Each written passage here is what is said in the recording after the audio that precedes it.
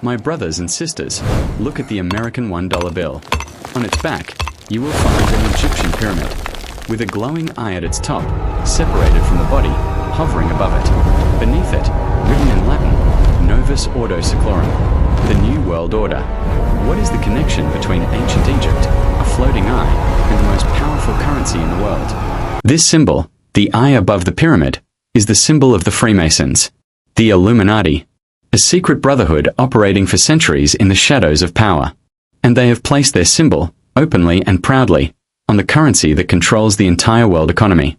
The Great Pyramid of Giza is 4,500 years old. Engineers today cannot fully explain how it was built. But more important than how it was built is what it represents to these people. A hierarchy, where the few sit at the top, and the many remain crushed at the base, enslaved. Now, our beloved prophet, peace be upon him, warned us 1400 years ago about a figure who will emerge at the end of times, who will claim divinity, who will command armies and economies. We call him Dajjal, the one-eyed deceiver. Look again at that dollar bill. One eye, unblinking, all-seeing. This is not art. This is a declaration.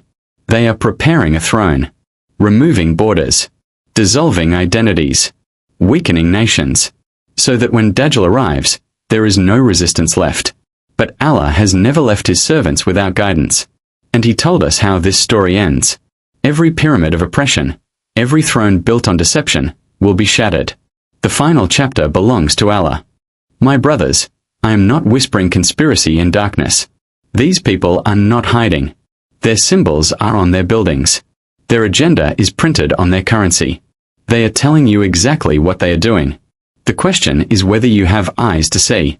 The Quran warned us about Fir'aun, about Namrud, about every tyrant who believed his power was eternal. Every single one of them was erased. And this system, no matter how sophisticated, no matter how deeply it controls the banks and the governments and the media, it too will fall. Return to Allah.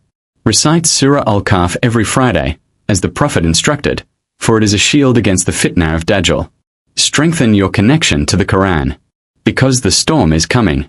But remember, after every storm, the sky clears. And what comes after this darkness is not more darkness. What comes is the Khilafah of truth, the reign of justice, the world as Allah intended it to be. They are building their new world order. But Allah is the best of planners.